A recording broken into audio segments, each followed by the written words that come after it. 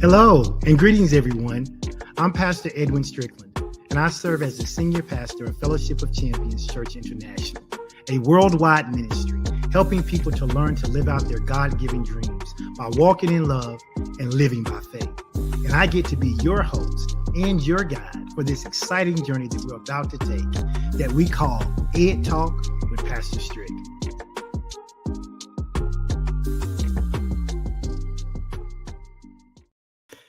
Hey, good afternoon. Hello, listeners. Welcome back to another episode of Ed Talk with Pastor Strick. I am your host, Pastor Strick, and I get to take you through this journey every Tuesday of learning new principles to help improve our lives. I am your host. Again, I'm Pastor Strick, and I am here on Ed Talk, and you know every Tuesday we come together to blend the realms of knowledge, instruction, and faith with real-world solutions. Listen, whether you are on a quest, seeking to expand your knowledge base, whether you want to uplift your spirit or just find some common ground between the practical and the spiritual, I want you to know you have come to the right place. Because every week here at Ed Talk, we come together so that we can forge new connections.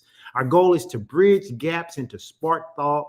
We want to ignite curiosity. And most of all, we want to nurture our souls so that we can be the absolute best version of ourselves that we can be. And so without further ado, I'm so excited to get to dive into today's teaching. But before we do that, you know, every week I ask you to do a couple of things. Number one, I want you to please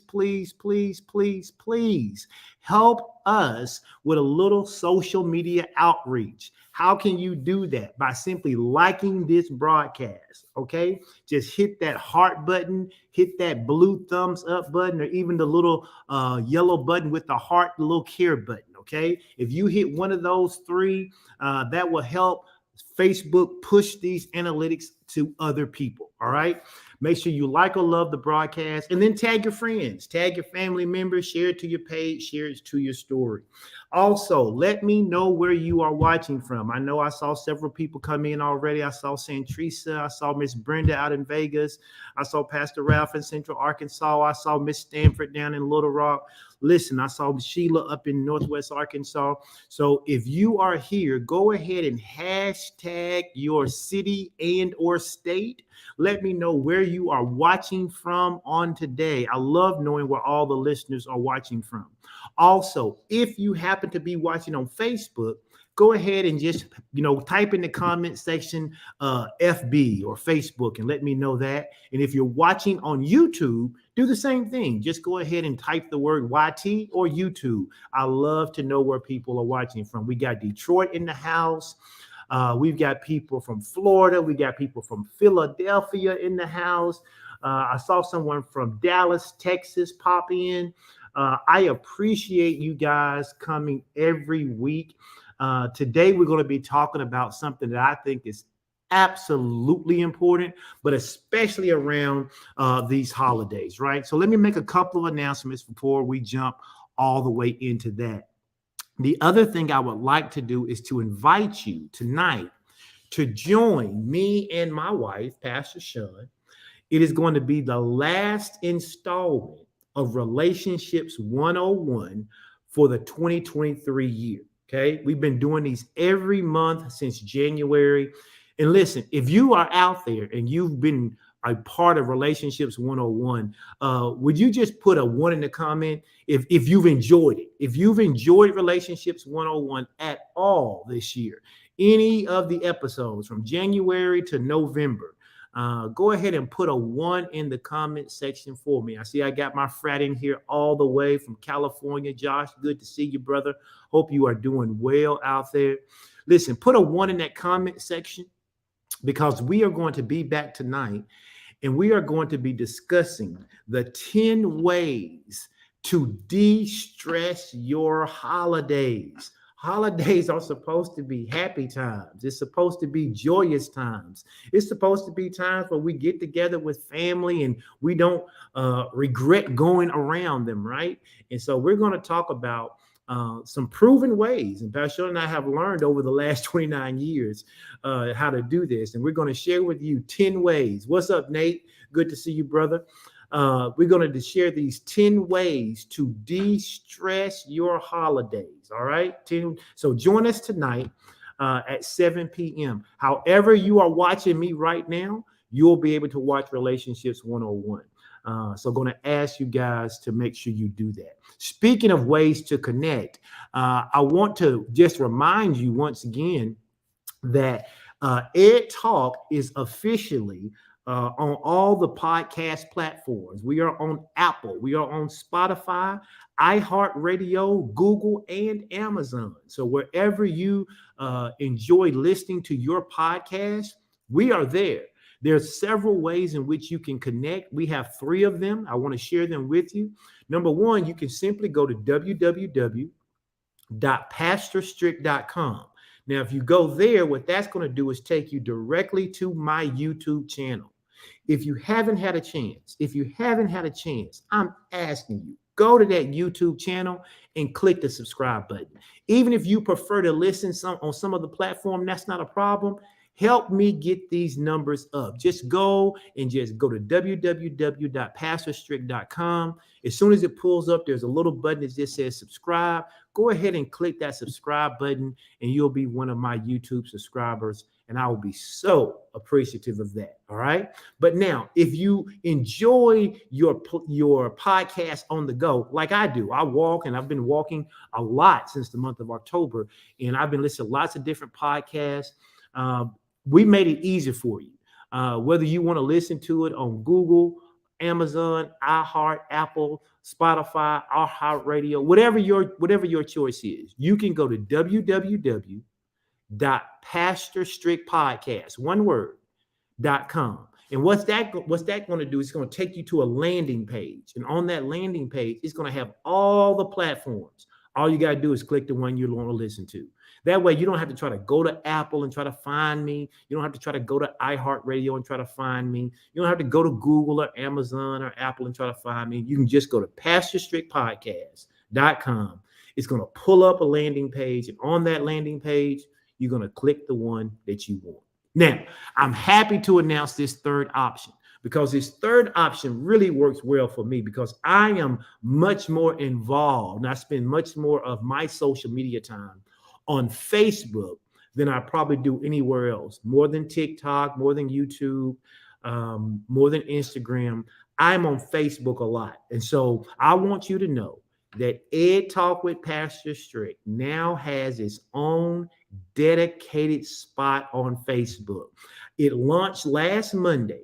And since last Monday, over 500 people have followed the page. So if you haven't, I'm going to ask you to do that. Even if you need to just grab your phone real quick, or if you're watching on your phone, take a screenshot of this. But when we finish today, sometime before you lay your head down, I'm asking you to go to facebook.com/EdTalk with Pastor Strick. What that's going to do is going to pull up my Facebook page, and all you got to do is hit that follow. And I would love for you to click the like button as well, but click that follow button for sure, and then click that like button. And then that is where I'm going. That's probably where I'm most interactive. That's where I'm talking to most of the time.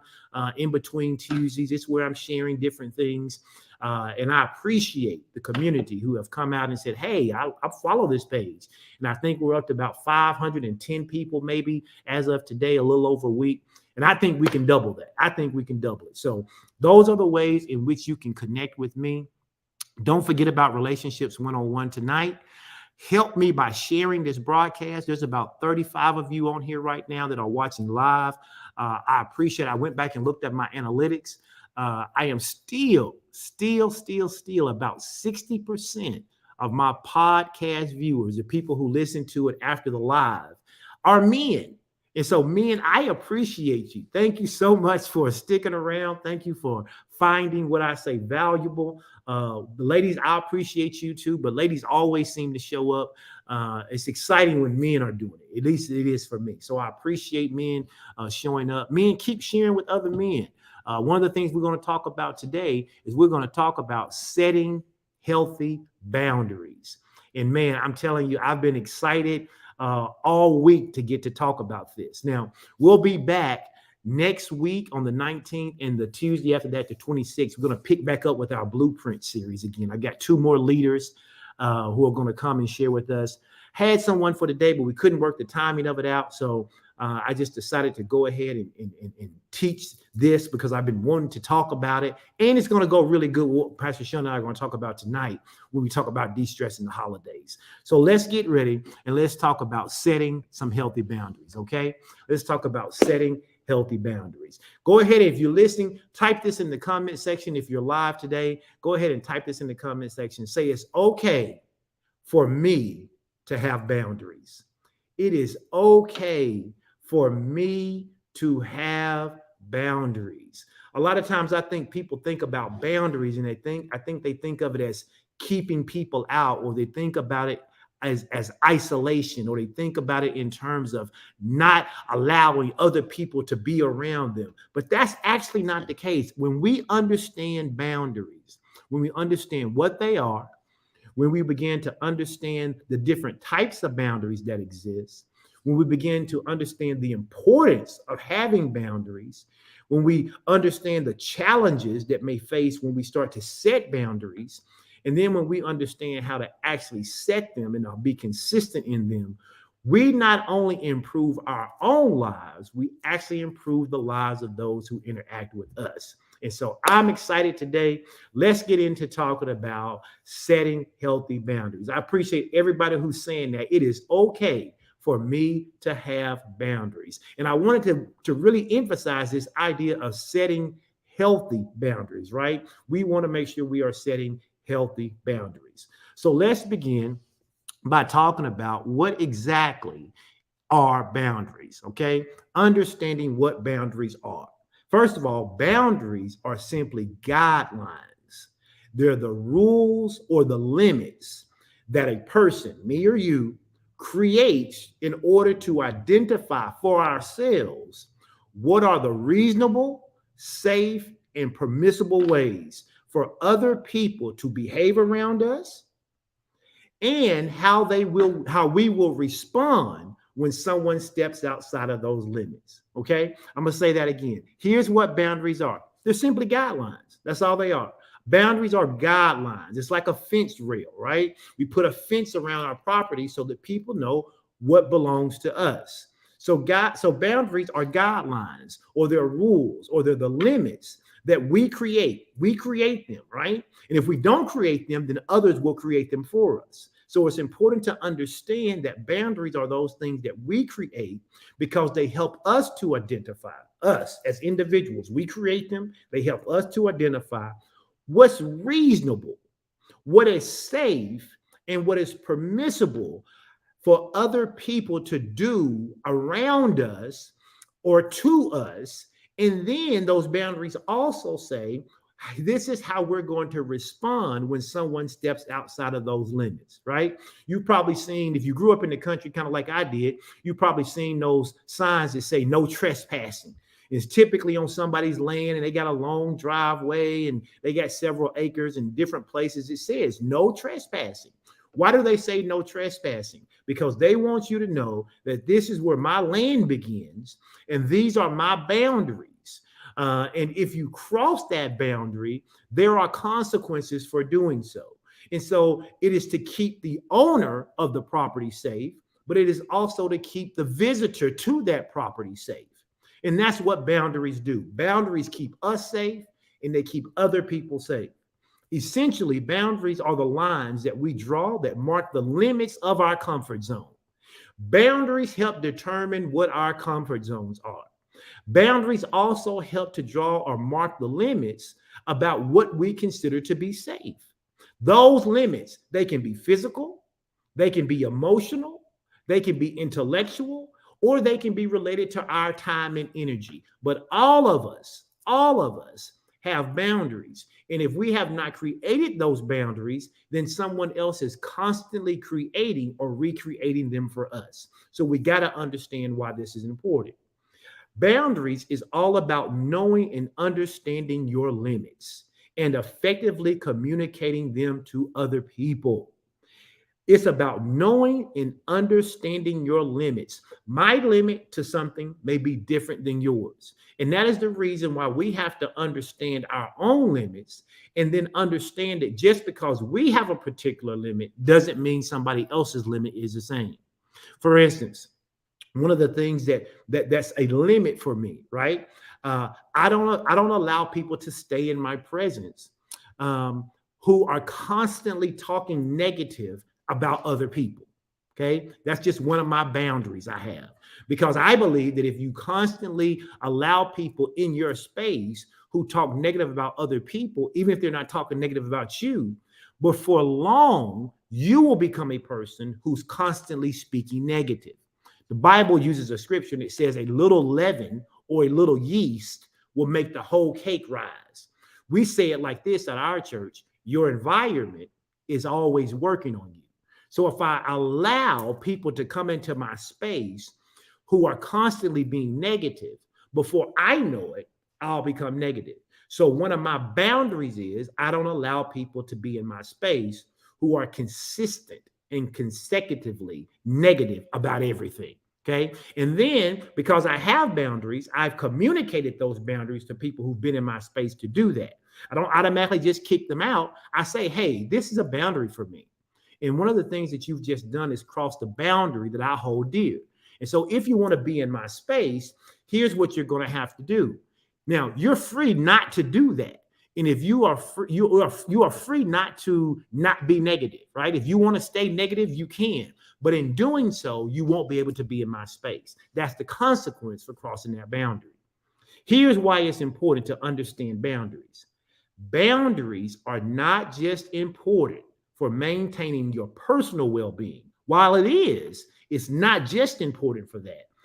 Boundaries also play a key role in fostering healthy relationships.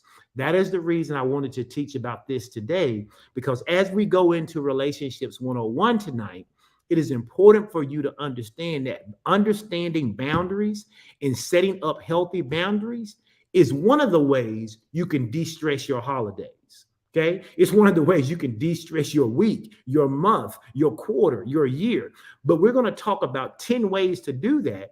But I'm telling you, one of the major ways to de-stress your whole life, not just the holidays, is by learning to set healthy boundaries. Now, hear this.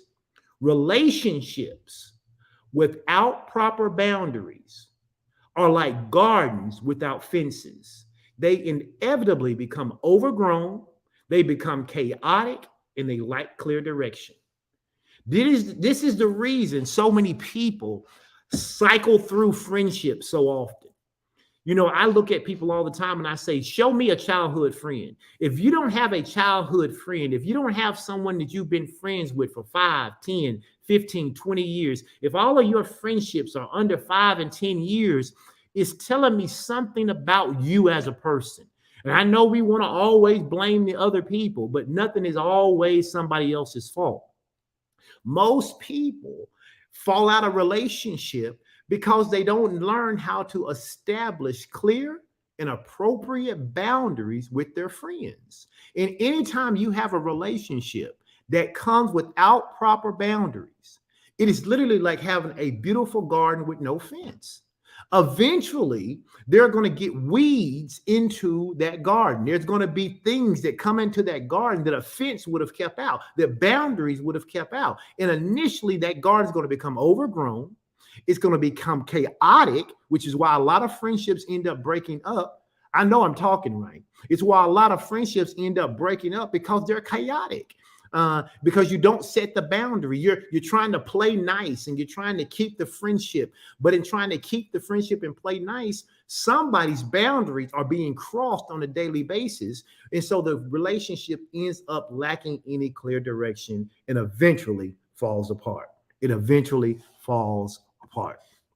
Boundaries help to create mutual respect and understanding between people, as each person knows what to expect and how to behave. I have a group of people, about 5 or 6 couples, who I have the wonderful fortune to do life with. Meaning, we get to vacation together, we spend holidays together, we spend birthdays together, and we have what we would call group norms, or we have boundaries in that relationship. And because I understand what those boundaries are, and because they understand what those boundaries are, we have been able to go on vacation and literally stay in the same house with about 20 of us or more, and have never once, hear me when I say this, never once had an argument, had a disagreement, had somebody fall out, had somebody get upset. Why? Because we function within those established boundaries, because those boundaries are for each person. And many of you, if you learn how to set healthy boundaries at work, at home, with your kids, with your spouse, with your in-laws, with your family members, with your church members, with people in the community, if you would learn to set healthy boundaries, you would find yourself being in less and less conflict. Your life wouldn't be so chaotic, and it wouldn't be so toxic. People deem things to be chaotic and toxic because people don't understand other people's boundaries. And sometimes people don't understand other people's boundaries, and we'll talk about this later, is because you tell someone what your boundary is, and then when they cross it, you don't do anything about it. You just allow them to keep reshaping the boundary. And people are a lot like kids, right? Anybody out there got kids? You know that your children are always going to push the limits. They are always going to test the boundaries. You, as a kid yourself, you did the same thing. You always tested the limits. And what we find is that kids who test the limits and parents who keep readjusting the boundary, kids figure out pretty quick these boundaries don't matter. And what happens is you take that into your relationships, all of your relationships, whether they be romantic or platonic or collegial, you take that attitude into other relationships. So you either push other people's boundaries or you allow people to push yours because you don't think boundaries really matter. And we'll talk a little bit about how to stop that from happening in just a moment. Now, of course, boundaries, as I said earlier, they can vary significantly from person to person. And they can vary from relationship to relationship. And in fact, over time, boundaries can even change depending on the situation. My wife and I have been married for 29 years. We have boundaries in our relationships, right? But over the 29 years, there have been different things that have happened and changed in our life, and our boundaries about certain things have changed. That is the reason we have a yearly check-in. Literally, right before our anniversary, we sit down and we have a big one. We don't wait till just that time, but our big check-in is right before our anniversary. Usually sometime that first or second week in August is our big check-in because our anniversary is on August 20th. And we've been married 29 years, and we've been checking in consistently for about 25 years. It took us a few years to figure out that's what we needed to do. We absolutely needed to have some check-ins. But once we did, we learned how to stop crossing each other's boundaries. In our family, we established a boundary very, very, very, very early on. That in our family, in Camp Strick at least, nobody gets to say, shut up. It doesn't matter how frustrated you are. It doesn't matter whether you're the parent. It doesn't matter whether you're the child. It doesn't matter whether you're the child talking to a child or whether you're the parent talking to a child. We don't say in Camp Strick, shut up. You can say to someone, I want you to stop talking to me right now. You can say, I don't want to hear that. You can say, I don't want to discuss it. But one of our boundaries is you don't tell another human being in Camp Strick to say, shut up. In fact, if you come to our house and you say, shut up, before we even realize it, me, my kids, all of us will say, hey, we don't say shut up over here. Which means that even if you say shut up at your house, when you come to Camp Strick's house, guess what? You don't say shut up. Because if you continue to say shut up, guess what? Then you can't be in Camp Strick's house. Why? Because that is a boundary that we have set up. And most people set up boundaries, but they have a hard time being consistent and sticking to them. Okay? So it is essential for you to make sure that you are regularly assessing and adjusting what your boundaries are as needed. Okay? Here, listen to this. Boundaries are not about controlling others. I want you to hear me loud and clear. In fact, if you're watching this right now, I need you to type just that part in the comment section. Say, boundaries are not about controlling other people. Setting up boundaries is not about control. I don't want to control anyone, right? You said, well, you want to control me. You don't want me to say shut up. I don't want to control you. You are free to say shut up. But I also don't have to subjugate myself to hearing you use language that I don't want you to use. I also don't have to allow you to come into my house and say something that's not allowable in my house. Boundaries are not about controlling other people, but it is about managing yourself in a way that is respectful to both you and those around you. See, when we go on vacation, it's not that me and the guys couldn't be a little what someone may call borderline inappropriate with each other. But if we are in the same space with our wives and our children's, we understand what the boundaries are. So something I might would say to BJ or to Ralph or to Sid or to Miguel or to Kev or somebody else, I wouldn't say it probably if my wife or children was around, if they would consider it to be offensive, even if the rest of the guys wouldn't. Do you understand? And so you got to make sure that you understand your boundaries, but you need to also understand the boundaries of other people. Why? Because if you want someone to respect your boundaries, then you got to respect somebody else's. And when both parties begin to respect each other's boundaries, now you can have real relationship. Now you can de-stress the drama that most people see in those relationships. All right. So let's talk about the 4 types of boundaries. We're just going to talk about this real quick because I mentioned them. Let's talk about physical boundaries. Okay. Physical boundaries pertain to personal space and to personal touch. It includes who can touch you, when they can touch you, where they can touch you, and under what circumstances. One of the things that I tell parents all the time, and we have some of it may be cultural, but culturally, when we take our children around our families, we'll say something like, give uncle a hug, or give cousin a hug, or give granny a hug, or give grandpa a hug. And the little kid be like, I don't want to hug. You're like, oh, you better give grandpa a hug. We set a boundary early in our life that we wouldn't make our children hug people they didn't want to hug.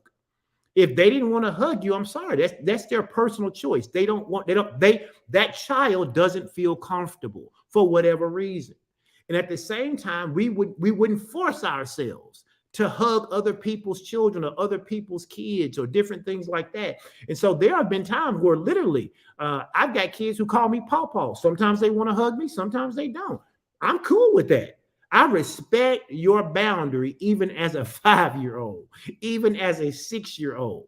Why? Because people have agency over their bodies. And I know that this culture that we be like, you better give grandpa a hug, or you better give auntie a hug. But I'm telling you that it's important, even in young children, that you allow them to make some determination about who touches them physically. Okay. And so there are this thing called physical boundaries. And then we have what's known as emotional boundaries. What are emotional boundaries? Emotional boundaries mean keeping your feelings separate from someone else's. I used to have a problem with this, and my wife would tell you that she did too, but she's not here, so I won't speak for her. But I used to have a problem with this. What do I mean? I mean that if me and my wife were having what we call now a crucial conversation, right? Maybe we were having some disagreement or something, or maybe I came home and I got a feeling the energy was off, and I sensed that she was mad about something. Didn't know if she was mad at me, didn't know if I had done something, didn't know if the kids had done something, didn't know if something had happened at work, but I sensed the energy. And when I sensed the energy, my energy started to match hers. She was mad, and so now my energy started turning up to being mad, even though she hadn't communicated at all that she was mad at me. A lot of people don't understand emotional boundaries. Just because someone else feels a certain way, you don't have to become entangled. And I'm talking good to somebody out there. You don't have to become entangled into those same emotions. Emotional boundaries are about keeping your feelings separate from someone else's.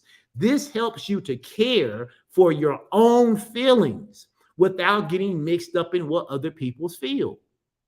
A lot of people allow other people's feelings to dictate how they feel because they don't have emotional boundaries. And then sometimes people celebrate that because here's the language they use. Well, Pastor Edwin, it's because I'm an empath. It's because I'm an empath. As an empath, I sense other people's feelings. I sense their energy. I sense their emotion. Here's what you need to understand. Number one, that's not even biblical.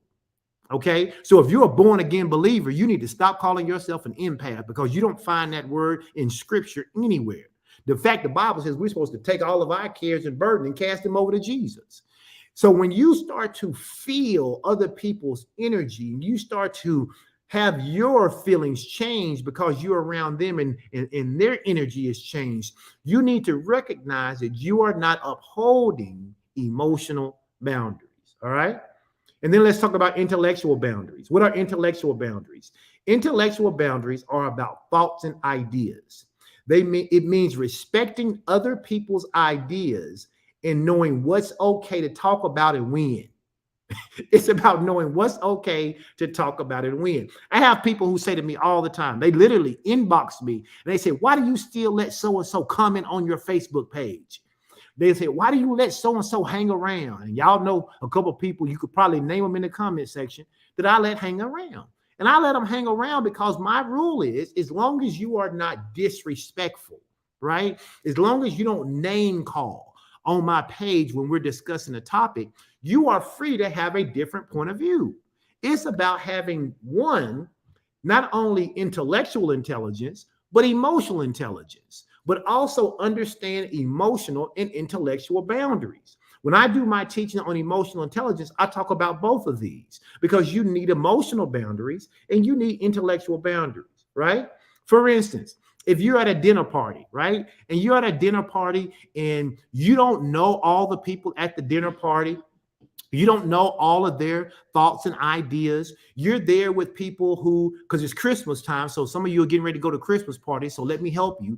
Your boss is there. Your boss's boss is there. Maybe some of your team members are there. Maybe even some of your subordinates are there. And you guys are all mixing and mingling and all that. That is not the time for you to be espousing all of your political views. It's just not. It's just not. It's not the time for you to stand up, even if you absolutely detest the people who are running for president, for you to get up and start to have a diatribe about why you don't like that particular person.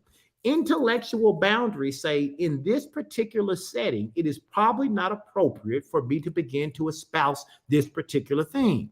Now, if I'm engaged over in a corner with a couple of people who I happen to know, and I know that we can have these conversations and it's not going to destroy relationships, then fine, maybe you have that conversation. But when you are in a group setting and you don't know the other people, I am telling you, especially in a work setting, you need to make sure that you are understanding and utilizing intellectual boundaries. Okay. Some of you, you've done some things before that didn't honor intellectual boundaries, and now they're being held against you for the reason why you can't get the raise, for the reason why you can't get the promotion, for the reason you can't gain that new mentor. And so you need to understand intellectual boundaries. All right. And then lastly, the fourth one is time or energy boundaries. Time boundaries are about how you use your time. This includes how much time you give to work, how much time you give to family, how much time you give to church, how much time you give to community activities, and how many times you give to others and yourself. If you watch the Blueprint series that I did with Apostle E.C. Malpia, one of the things we talked about is that you don't get to keep adding things to your plate if you're not taking things off of your plate.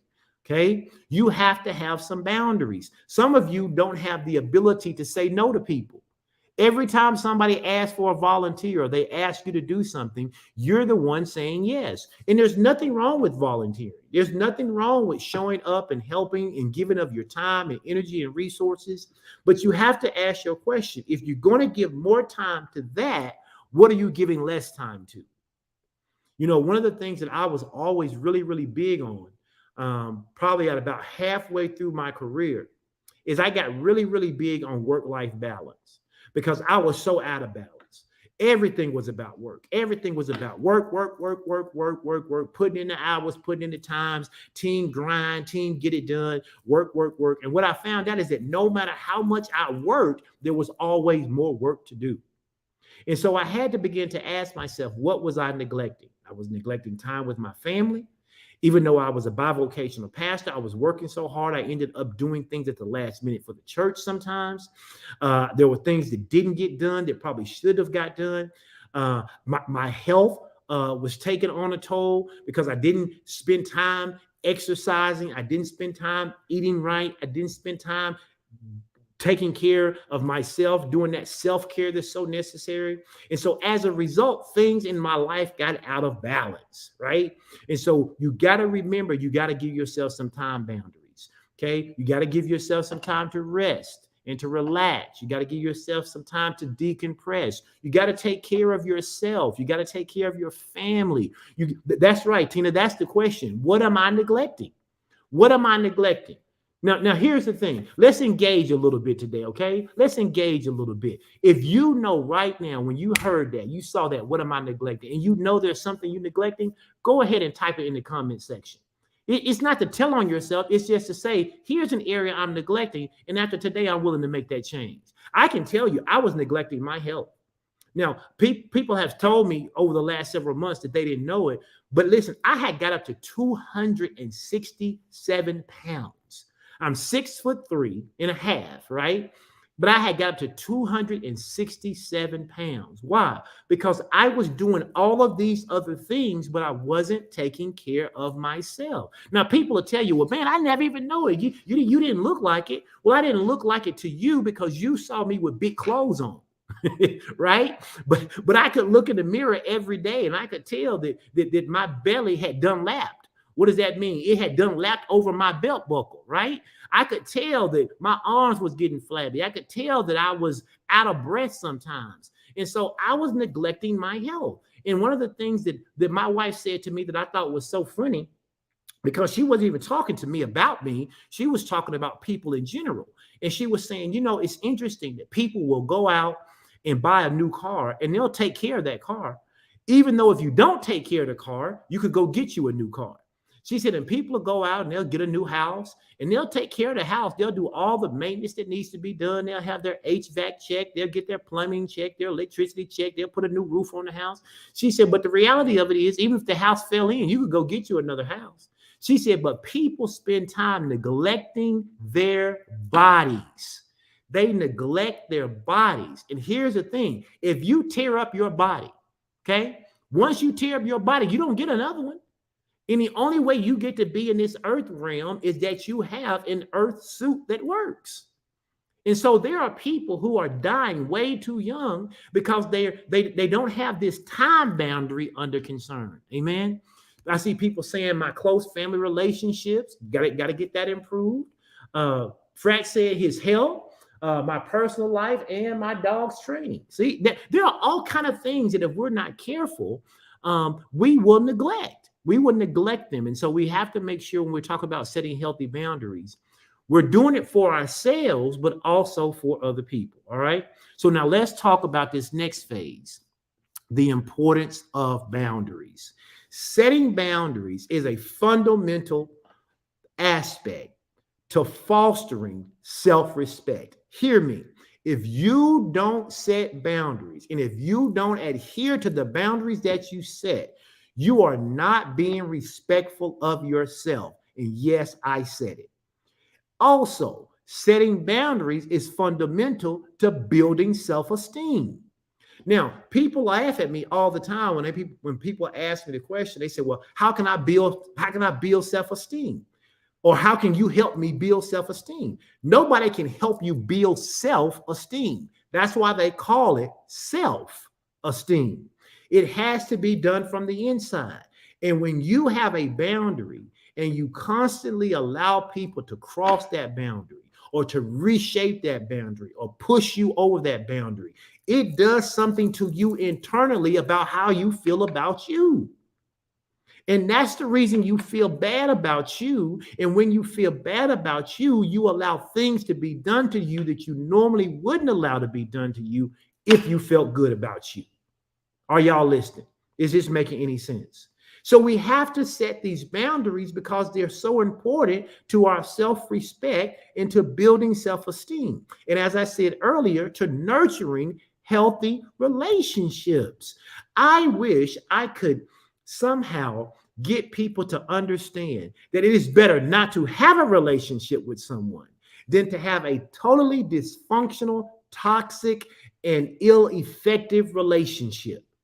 But people desire relationships so bad, they'll take a bad relationship over no relationship at all. And that is damaging to your self-esteem. It is damaging to your self-respect. And it comes down to the fact that you won't set boundaries and hold people to those boundaries. So let's talk about this in terms of self-respect and self-esteem. By setting boundaries, what you're doing is you are affirming to yourself and to other people that your needs and your feelings are important. Somebody type that in the comment section. Say, my needs and my feelings are important. Listen, you might be at work right now. You may be doing something else, but you ought to take a moment and you ought to type that because that needs to get into your ear gate. It needs to get into your eye gate so it can get into your heart. My needs and my feelings are important. And I don't care that somebody told you in the past that's why when I talk to couples, I always tell couples, I do not like that saying about happy wife, happy life. I do not like that. I know what people are trying to say. I know it sounds good. I know women especially would love it, but that's just not true in a relationship. That's just not true. It's not happy wife, happy life. Is happy spouse, happy house. Why? Because both people need to be happy. Because I don't care what kind of man loves his wife and wants to serve his wife. Over time, if all of her needs are met and his isn't, he will become resentful. I am telling you what I know.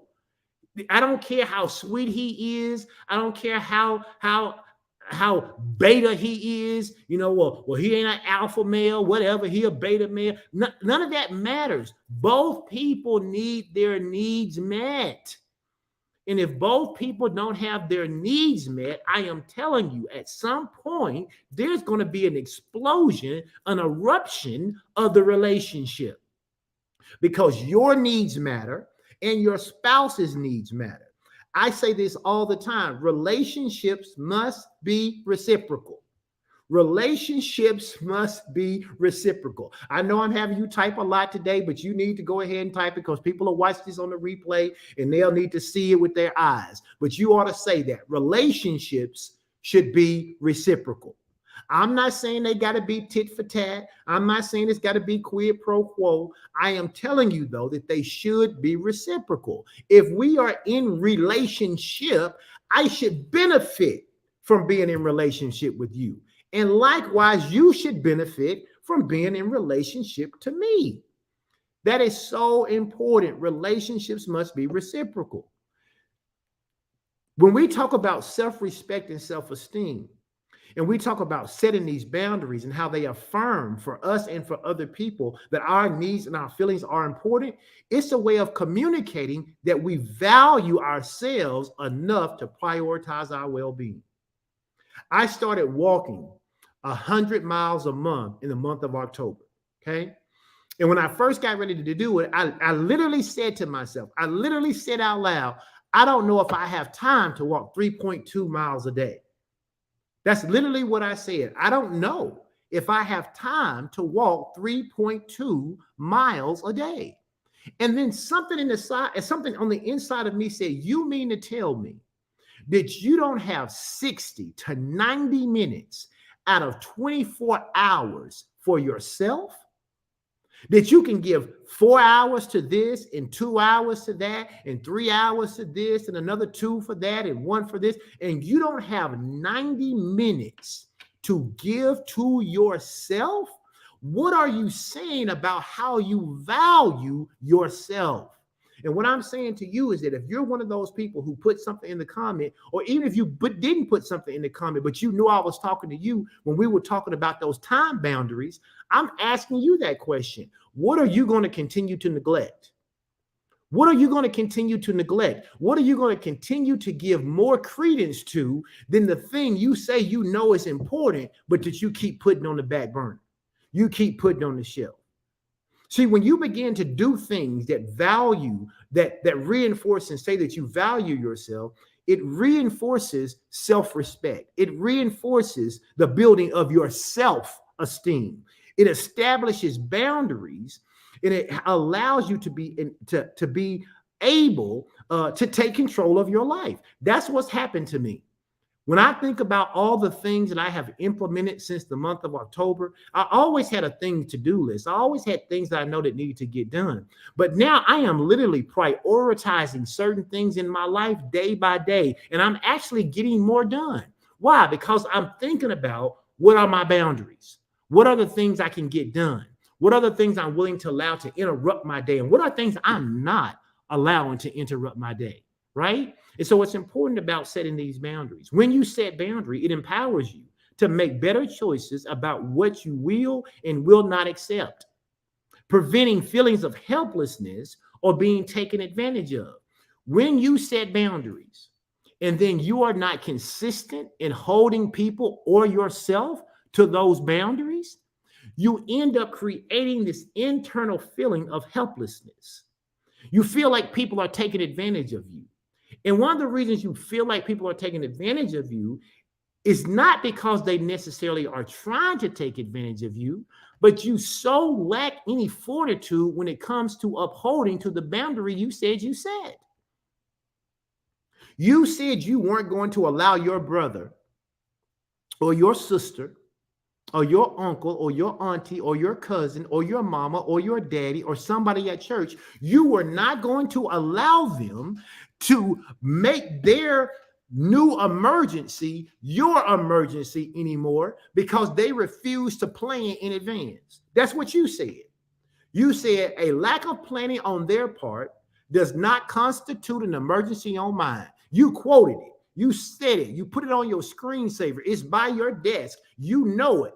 But every time they have an emergency, because they did not plan well, you allow their emergency to become your emergency. You lack emotional boundaries. And because you lack emotional boundaries, now you lack time boundaries.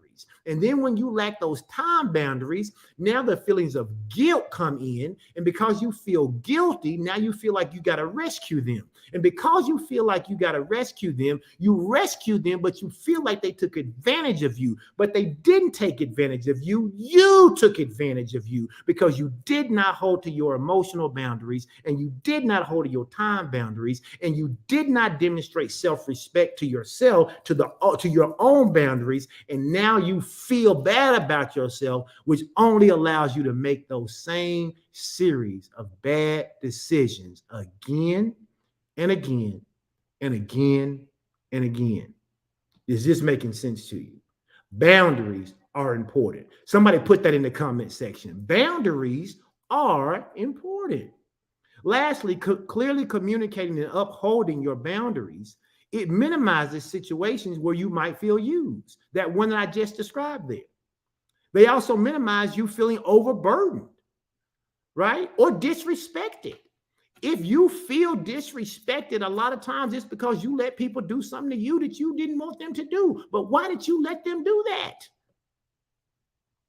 And what happens is these feelings, as they come over and over again, they lessen your self-respect. And when you have low self-respect, you have low self-esteem. And when you don't esteem yourself highly, you will let people treat you any kind of way. See, when you start to do this, it will decrease the feelings of resentment and frustration. You won't be mad at your brother or your sister or your auntie or your uncle or your cousin or your mama or your daddy or the folk at church. You won't be mad at them because even though they had an emergency and even though they called you and asked you to bail them out again, you will be able to say, I am sorry. But remember the last time we had a conversation and I told you that the only way I could help you would be under these parameters? What you're asking for falls outside of the lines of those parameters. And as a result, I neither have the time or the ability to help you at this point. I will pray for you and hope that you can find the resources that you need, but I am unable to do that. You may feel bad about it at first, but the more you do it, the more it will build up your self-esteem because you held true to your own boundaries. I know I'm talking right. Why is this important? Because it'll help with your relationships. Boundaries facilitate clear communication about what you expect in a relationship. This clarity in the relationship reduces misunderstanding and conflicts. One of the reasons I don't have, Pastor Sean laughs at me sometimes, I don't have a lot of conflicts in my relationships. Why? Because if you do something across a boundary from me, even though I'm sitting there saying I can't say something, I'd be like, I'm not going to say nothing. I'm not going to say it. I'm just going to let it go. I'm not going to say nothing. I'm just going to not say it. Bam, it'll come out. Why? My self-esteem is too high not to say something about how I feel like you've disrespected me in some way when I communicated that you can't do that to me. Now, I know that people got different personalities, and that's fine. Some people are more apt to say something a lot faster. Some people are apt to say things slower. But if you're one of those people who don't ever say anything, and you just keep allowing your boundaries to be reshifted and to be pushed back and to be changed because of somebody else, you are going to begin to resent them and yourself, and you are not going to like that relationship. When both parties understand and respect each other's boundaries, it fosters a sense of mutual respect and it leads to more harmonious interactions.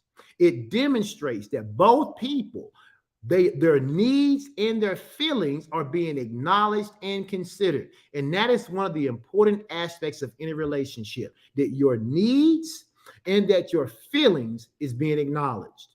I tell couples all the time, if you can do that in a relationship, you can fix all the other stuff. If you can learn to acknowledge the other person's needs and feelings and actually respect them, and if two people can do that, they can work through almost anything else. Healthy boundaries ensure that no one person in the relationship consistently dominates or submits, leading to a more equal and respectful dynamic. I get a chance to counsel couples all the time. I counsel couples all the time. And in getting a chance to counsel couples, one of the things I often find is that one of the parties has been dominating the relationship for a long time. Sometimes it's the man, sometimes it's the woman. But one of those parties, more than the other, has been dominating that relationship. And in doing so, the other person just kept kind of pushing themselves down to keep the peace, to get along, to get along, to just kind of let the other person, that's who they are. And before you know it, it may be 5 years, 10, 15, 20, 25, 30, some 35 years. At some point, that person who's been allowing themselves to be what I call bullied in the relationship, they get tired of being bullied. And then the other person who's been doing the bullying, they don't understand what happened. They're like, what do you mean you want a divorce? What do you mean you want to move out? What do you mean you don't want to be friends anymore? What do you mean you blocked me? You don't want to talk to me anymore? What happened? They don't understand why the person who has been bullied is now responding this way, because you said you had a boundary 10 years ago, but I've been pushing that boundary for 10 years and you never did anything about it. And so we have to make sure that we understand setting these boundaries is important for us to have good relationships and also for the other people. All right. Now, let's talk about some of the challenges that come when you decide to set these boundaries. Because if you are a person who's been allowing people to push those boundaries, and now you say, you know what, I'm fixing to start setting some more boundaries, you are going to receive some pushback for some people. Okay. Understand this. When you make the decision to start setting some boundaries, there are some natural feelings that's going to raise their ugly head. You're going to start to have some feelings of guilt, some feelings of fear, and you're going to have people who are going to want to push back against you. But overcoming these challenges will be key to successfully maintaining healthy boundaries. The first thing you're going to have to do is recognize the source of these feelings. You have to understand that guilt often comes from a desire to please other people.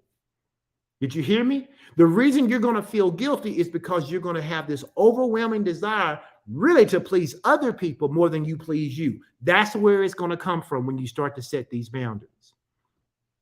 It is because other people, or sometimes you, have formed these internalized beliefs about what you should do, okay? And because other people will say, well, you make more money than everybody else in the family. You should be the one helping everybody out. And if you've been saying, you know what, I gotta stop using my money. And I'm just using it as an example. I gotta stop using my money to pay Ray Ray's bills because Ray Ray refused to go to work because he talking about he don't want nobody telling him what to do. Ray Ray don't want to have a boss. And because Ray Ray don't want a boss, Ray Ray ain't worked in 6 months. And now Ray Ray house about to get repossessed. And now Big Mama asking me to use my resources that I get from going to work every day to help Ray Ray and his baby mama and 3 kids not get put out of their house. You're going to feel guilty when Big Mama asks you, can you help?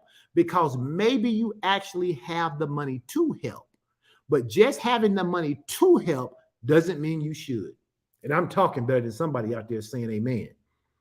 And so you're going to feel these feelings of guilt and maybe even fear of what the family going to say about me if I don't help Ray Ray. What is the family going to say? What's the family going to do? And those things are going to rise up, and the family's going to say, you got the means to help. You being selfish. You went on vacation. You bought some new shoes. You bought that new purse. You bought that new PS5 or whatever else you worked for that you now bought with your money that you worked for. They're going to give you pushback, and you're going to have to learn how to overcome that. Here's how you do it. You got to recognize and be able to separate these feelings from the reality of what is true. The reality of what is true is that, yes, you have resources. The other reality is that Ray Ray could have resources. The other reality is that you are not required to spend your resources on Ray Ray, unless God told you to spend your money on Ray Ray. But you are not obligated to do so. And that's the first thing that you have to come into agreement with. To do this, you have to remind yourself that you have the right. Hear me. You have the right to prioritize your well-being, and that setting boundaries is a healthy and necessary part of your own self-care. If setting boundaries is new for you, then you're going to have to work through these feelings of guilt and fear. Is this making sense to anybody out there? Is this making sense to you? Because you're going to have to learn to do this, or 2024 is going to be just like 2023. Nothing is going to change. And then you got to learn how to handle the fear of rejection. And you got to learn how to handle the pushback.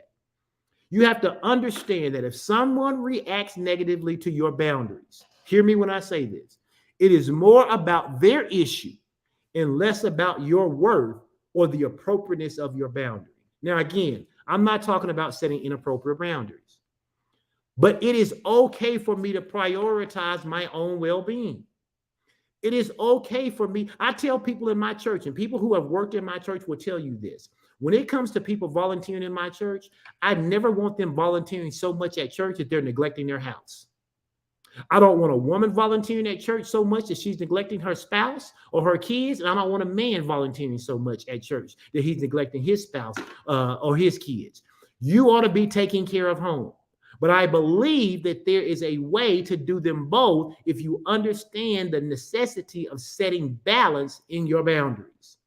So if somebody, you got to recognize that fear of rejection or conflict is just natural, but you can't let it control your actions. You got to prepare and then practice how to assert your boundaries. This builds confidence and it reduces anxiety in potential conflicts. You got to understand that if someone responds negatively to my boundary, it's not about me. It's about them. I never get mad if someone says, well, Pastor, I can't volunteer this weekend because I got to go to my kid's soccer game. I get that. That's important. We'll find somebody else who can do it. We'll find somebody else who can do it, or it won't get done. But I'm not asking you to jeopardize that time boundary in order to do something that I need done. And anybody who would ask you to jeopardize your physical boundaries, your emotional boundaries, your intellectual boundaries, or your time boundaries, they're asking you to violate something that's dear to you. And you have to ask yourself, do I want to be in a relationship with someone who would consistently ask me to violate those own boundaries? Okay? Be consistent. Here is the key. People are always going to test boundaries. They're going to always test boundaries. It's your job to be consistent. It's like being a parent, right? You tell your kid you got to go to bed at 8 o'clock. At 7:50, your child more than likely is probably going to think of another 100 things that they want to get done. Anybody else ever had a kid do that? If you're a parent and you had a kid who you knew that every time it was time for their bedtime, they were going to come up with something new that they need to get done in order to stay up longer, put a 3 in the comment section. Just go ahead and put a 3 in the comment section. If you had a kid who did that, kids aren't much different than adults. Adults will push your boundaries. They want to see how much they can get away with. They want to see how far they can go. They want to see what it is that they can do that would allow them to be able to push that boundary, right? They want to push that boundary. And the reason they want to push that boundary is because they want to know, is this a real boundary or not? Okay? Now, once they know that it's a real boundary, people are more apt to respect that boundary. Okay? So what do you have to do when people start to push back on your boundaries? Number one, you got to stay calm. Okay? You can't trip because people are peopling. You can't trip because people are peopling. People are going to people. It's just going to happen. I'm a person. I know I've pushed boundaries. How do I know? My wife has told me I pushed her boundaries. Okay? People push boundaries. Everybody does. I don't care how sweet and tender you think you are. You have pushed someone's boundaries. Okay? And because you've pushed boundaries, it's just part of human nature. So what do I have to do when someone pushes my boundary? I have to stay calm, but I can also be assertive in being calm. If someone challenges your boundaries, just respond calmly and assertively. Avoid getting defensive or aggressive. It's your boundary. You don't have to be offensive because somebody trespassed on that boundary. All you got to do is respond appropriately. That's why you have to plan for the violation before it happens. That way you don't get caught off guard.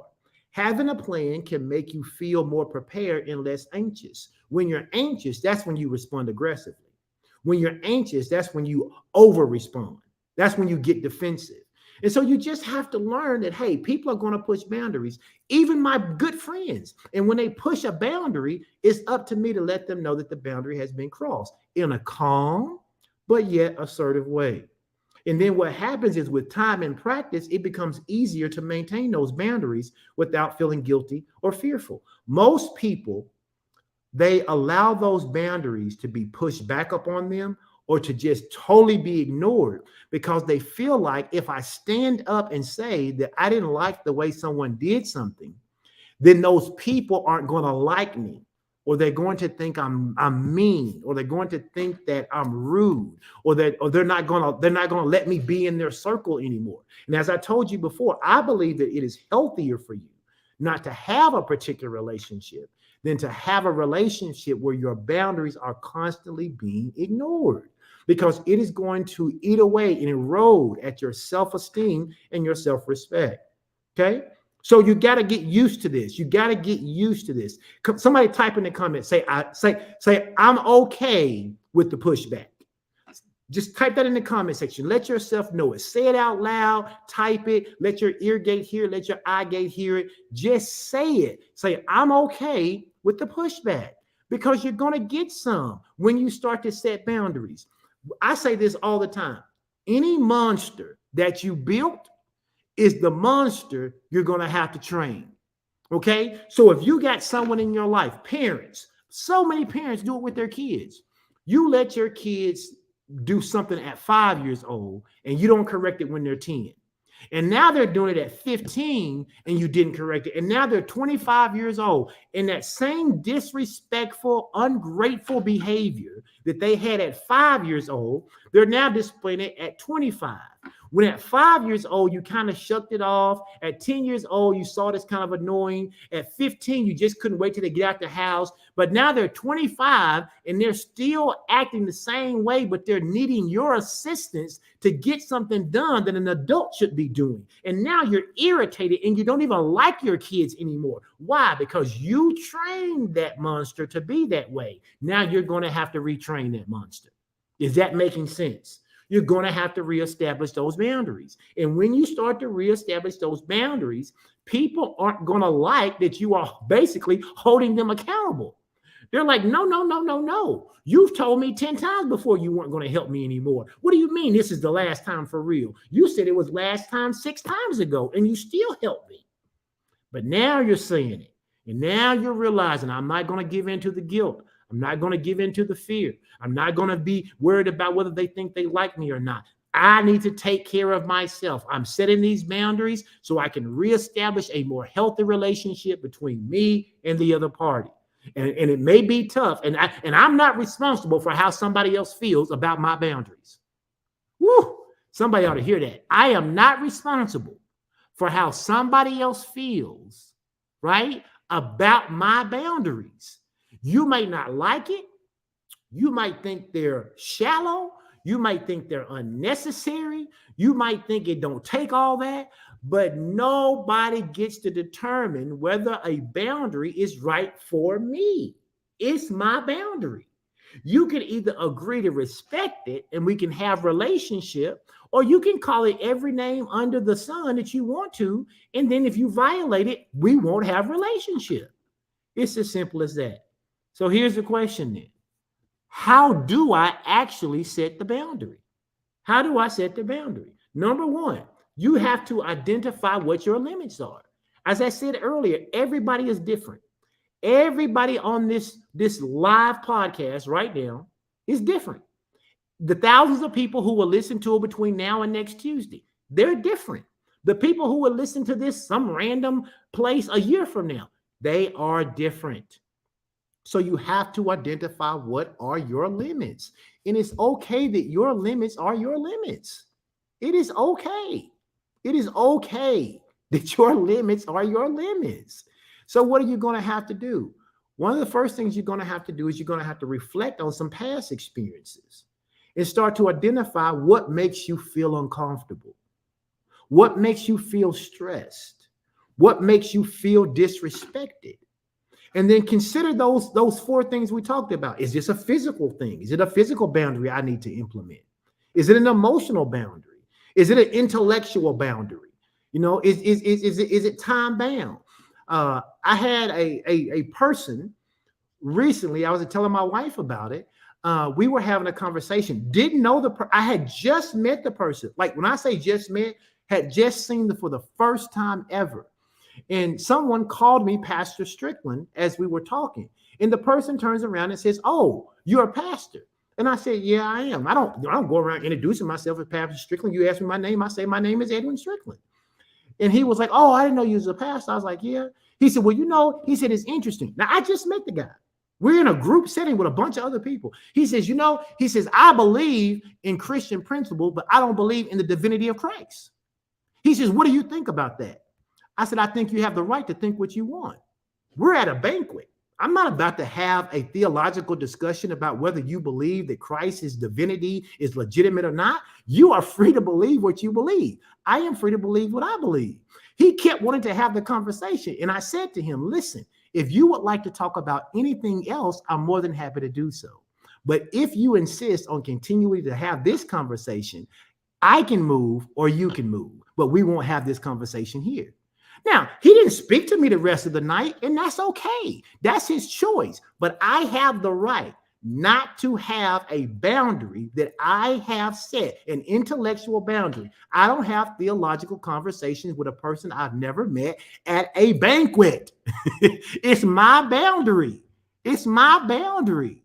And you have to learn to be okay with that. And a lot of people aren't okay with someone quote unquote, not liking you. Newsflash, everybody doesn't like you. Even if you think they do, they don't. Everybody doesn't like you, and that's okay. But you can be respectful of people and you can be honorable to people and still have your own boundaries. So the first thing you got to do is identify what your limits are. Here's the second thing you need to do. You need to acknowledge your feelings. Okay? Acknowledge your feelings. Pay attention to your feelings in different situations. If something happens and it pulls up a feeling of resentment, it pulls up a feeling of discomfort or anxiety, it may be a sign that you need a boundary. That you need a boundary. You know, one of my boundaries, and I don't care who I'm with. I don't care whether I'm in a context of friends who are saved or unsaved. I don't let people use the B word around me to refer to women.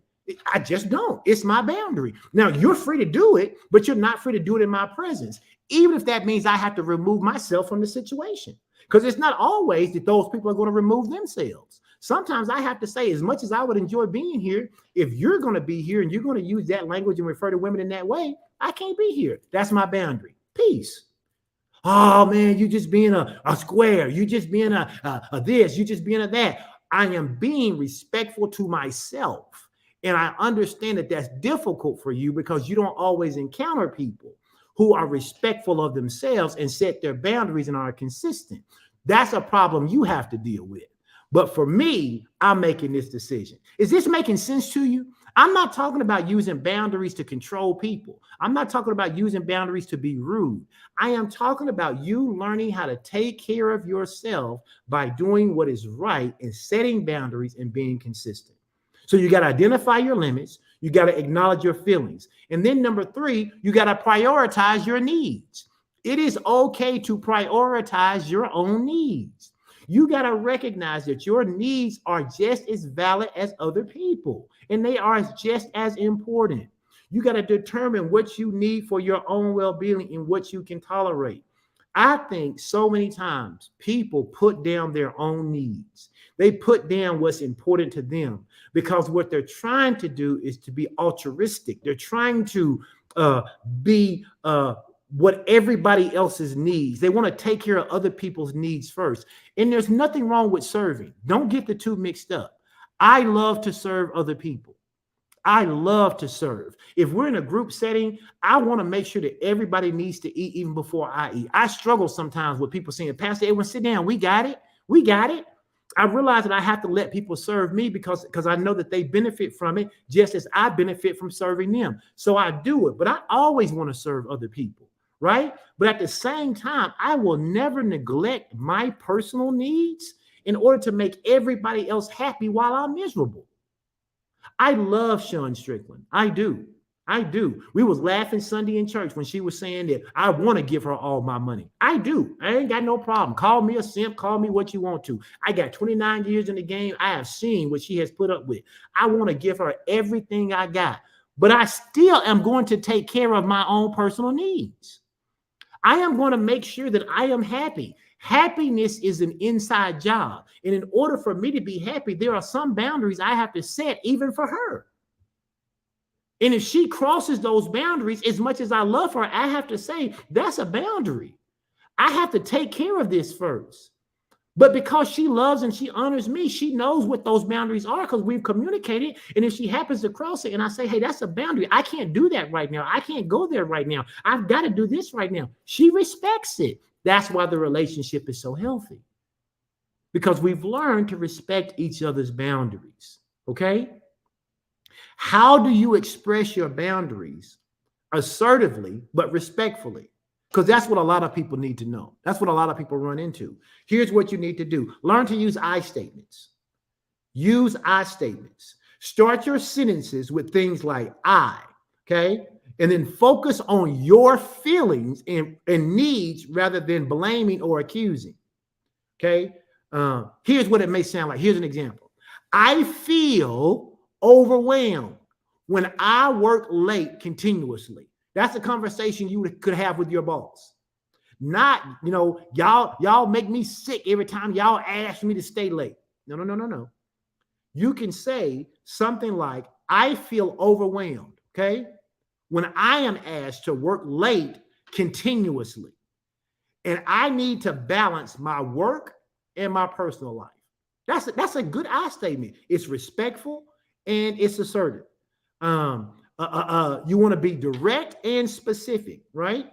You want to clearly state what your boundary is. You want to avoid vague statements. For instance, you want to say something like, I need to have my weekends free from work-related calls and emails. I'm using that because that's what I had to say. I used to work. And I worked so much, I trained people that they could even call me on the weekend. And that if you call me on the weekend, I'd be available. If you call me on vacation, I leave the beach and run and get my computer and I answer the question need to be answered on the email. Or I jump on a Zoom call. I trained that monster. So I had to retrain that monster. And so I retrained that monster using I statements. I said things just like that. Look, I feel overwhelmed when I have to work late continuously. I need to have my weekends free from work-related calls and emails. I'm gone all week long.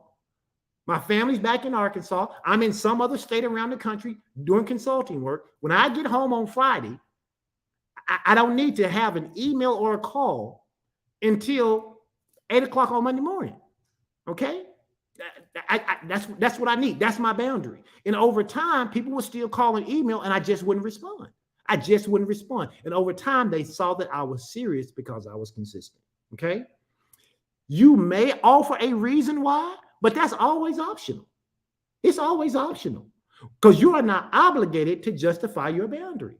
Now, it may help in providing a reason so that other people can understand your perspective. So I said to some of my colleagues, here is the reason. I have a wife at home. And at the time, my wife is at home with 5 kids who are all in school.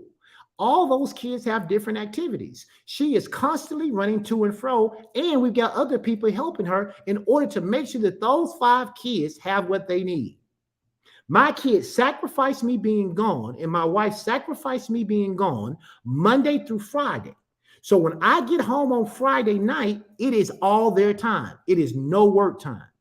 And I need you to understand that, even if you don't have kids, and even if that's not your relationship. Now, whether they got it or not, I don't know, because at first they still would call. But over time, they understood. And when I went to the next job, I was clear up front about what those boundaries are. And anytime they got violated, I mentioned why they should not be violated. And then eventually it just totally stopped happening. Why? Because when you be assertive and you be respectful and you're consistent, then you train people in what they're supposed to do. Is this making sense to anybody today? All right, we're about to finish up. So here's the thing you got to do. How do you deal with boundary violators? How do you deal with boundary violators? Because there are going to be boundary violators, right? Consistency is the key.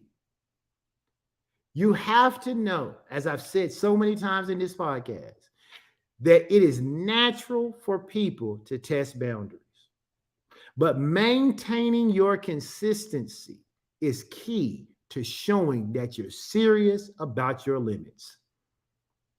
Consistency is key. Somebody type that in the comment section. Say consistency is key. Consistency is key to you maintaining the fortitude to help others understand you are serious. Let me help you. Some of y'all grew up. I'm almost 52. Praise God. I'm almost 52 years old. I was born in 1972. And as a result of being born in 1972, I grew up in an area, not just an area, but an era, right? Where parents didn't tell you something 4-5 times. Some parents didn't tell you but once. But they weren't finna talk to you 2, 3, 4 times about the same thing over and over again. Is there any witnesses out there? Anybody know that you had some parents who did not tell you 3 times to clean that room? They didn't ask you 3, 4, 5 times to wash the dishes. They didn't remind you that cleaning the kitchen involved also the counters and sweeping the floor. They didn't remind you that on Saturday mornings you got up early and cleaned that house before you hit that door to run out there and play with your friends. They didn't play about telling you something. That when they told you something, the expectation was that it was done. We got a whole bunch of folk who grew up with parents who wasn't like that. And because the parents nowadays, to some degree, a lot more than I think our parents were. I sound like the old man who said, "Get off my lawn." I understand.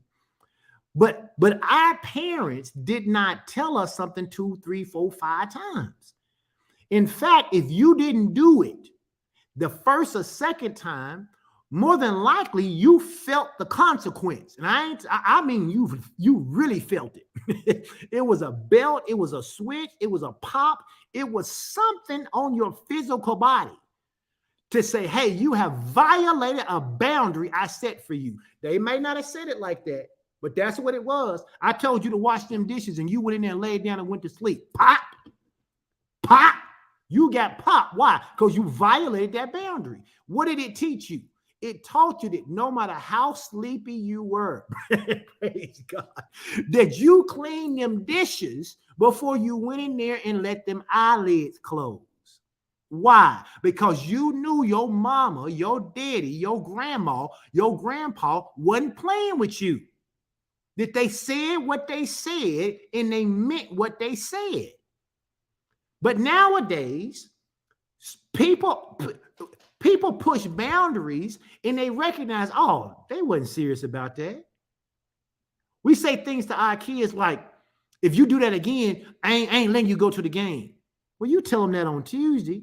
But on Friday, Mama, can I go to the game? Daddy, can I go to the game? Yeah, go on. Oh, yeah, go on, go to the game. What are you reinforcing? That your boundaries aren't real because you're not consistent with them. So how are you going to deal with these boundary violators in your life? The same way our parents used to deal with us. I'm not saying you pop someone, but there has to be a consequence. There has to be a consequence. You have to say things like, if my work hours, I'm going back to my example, if my work hours continue to be disregarded, I am going to need to reconsider my total availability. That's what I told my team.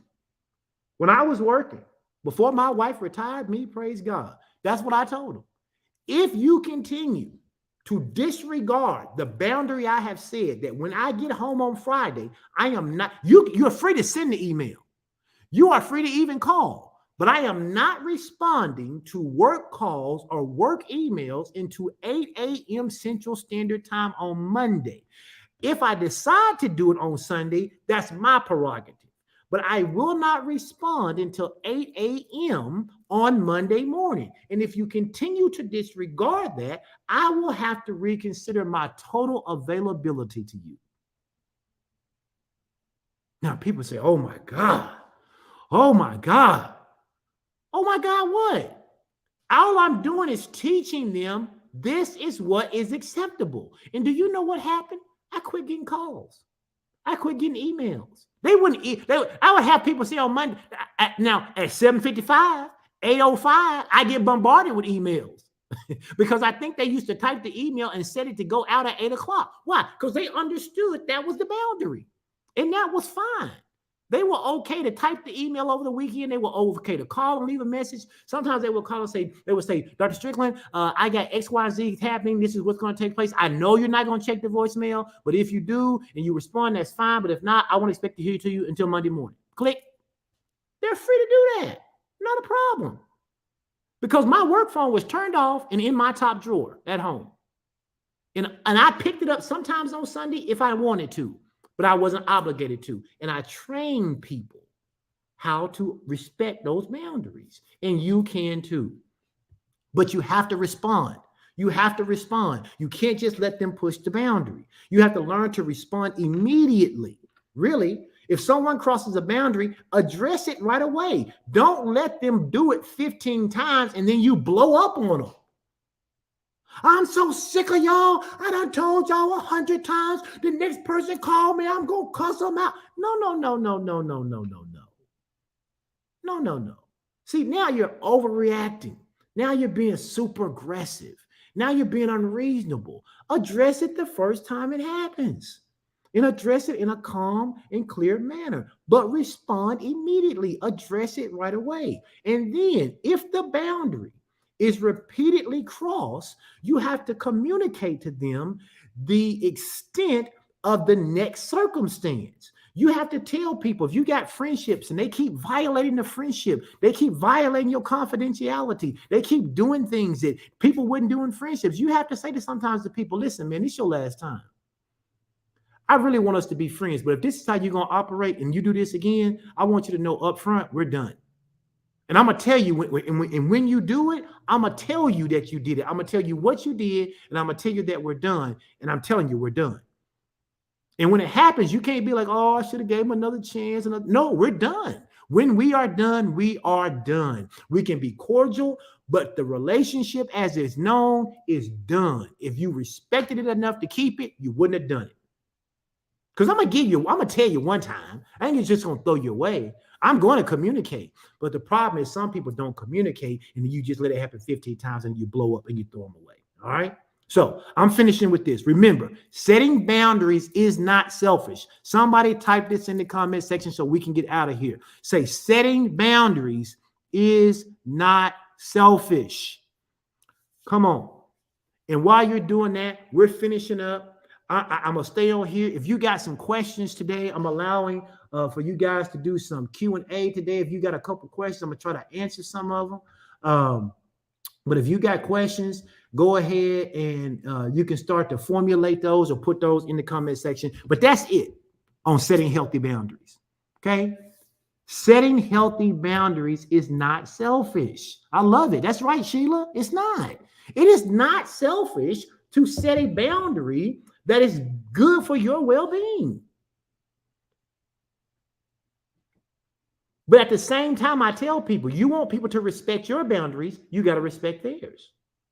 It cannot be a one-way street. That's right, Tracy. Setting healthy boundaries is not selfish. I like that, Kim. It's not. It's not. And you might have to go look in the mirror. That's right, Mr. Ayers. You might have to go look in the mirror and just say, Edwin, or Tracy, or Sheila, or Kim, it is okay for me to have a boundary. I am not selfish for setting a healthy boundary. And I have the right to communicate with someone when they violate that boundary. Even if it's my kids. Even if it's my best friend. I tell people, if people who call me pastor, right? If I'm your pastor, but I violate your boundary, you got a right to say, pastor, that you violated a boundary. Okay, I can respect that. I respect it so much that if I tell you that you did something that was wrong and God wasn't pleased, and you say, well, that's the boundary you crossed, I won't tell you no more. I respect you enough not to tell you. I'll let you live how you want to live. That's why I say that accountability for me, you have to want that accountability. You have to say, it's not a boundary to hold me accountable, Pastor. Okay, well, then I'll hold you accountable. But once you get tired of me holding you accountable and you say your boundary is not to hold you accountable, I respect your boundary. But you don't then get to come to me with all your problems, because part of my boundary is if I can't hold you accountable, you don't get to steal my time. It's a time boundary for me. It's just making sense to you. All right, I'm closing my computer. Do you guys have any questions? I'll look in the comment section. I think my wife is in the studio. If I miss a question, she can pop it up there. I'm going back through. I don't always look at all these when I'm teaching. Yeah, sometimes you got to tell folks, this is your last time. This is your last time. This is your faux show last time.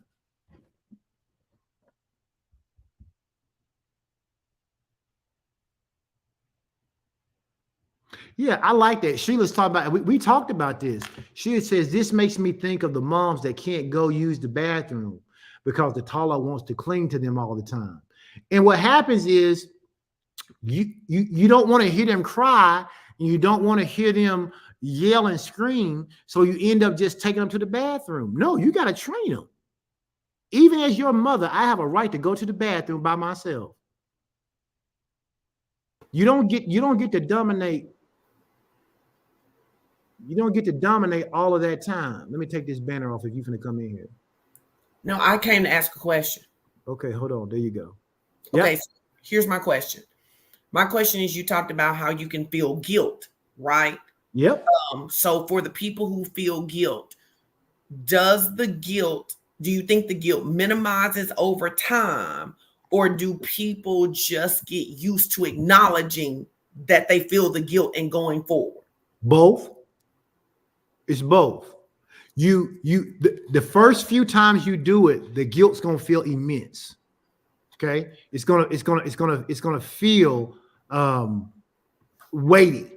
It's gonna feel very weighty because you have been so programmed in your thinking and in your mind, even if you don't realize it subconsciously, that you want the other people to like you, to be happy. You don't want to hurt their feelings. But the more you do it, you build up the other muscle that says, I don't have to feel guilty. And the more times you build up the muscle that says, I don't have to feel guilty, you don't feel guilty. And so over time, that feeling of guilt that used to would cripple you from doing it, it becomes less and you're able to do it even quicker. But you got to do it. It's like running. It's like if you decide you wanted to go jog, right? The first time you go jog, it's going to be hard. You may not even be able to make it a block. But if you keep jogging, what happens? You may still be tired when you jog, but you get to jog further and further and further and further. You have to deal with the guilt. The guilt comes, you have to, again, I said it earlier, you got to identify where this source comes from. Why do you even feel guilty? Why do you feel guilty about doing something that's good for you? That's the question you have to ask. Because most times, 95% of the time, you feel guilty about it because you have been so used to being concerned about other people's feelings. But your feelings are important too. Yep, that's what I've learned. Do you actually do you ever feel guilty when establishing a boundary? No. I do not. And here's why. Because I respect the fact that other people can establish theirs. And if other people have the right to establish a boundary, why would I consider myself to be less? I think that's wonderful. That's my only question. I also just came in here to say, join us tonight for our last Relationships 101. We're going to let me go back to my banner and I'll put it up right there. We're going to be talking about. I was going to say that's not it, right? It's right here. I saw the word relationship. It is right here. Join us tonight. We're going to be talking about the ways to 10 ways to de-stress your holidays. It's going to fit perfectly with what you're talking about tonight, and we would love to see you all. I'm leaving the studio. Thanks for letting me come ask a question. No problem. Have a good one. All right, bye. Bye-bye. So once again, I appreciate you guys for being here. Thank you. Listen, if you think this broadcast was helpful, I'm asking you to share it. I'm asking you to make sure you like it before you get off of here.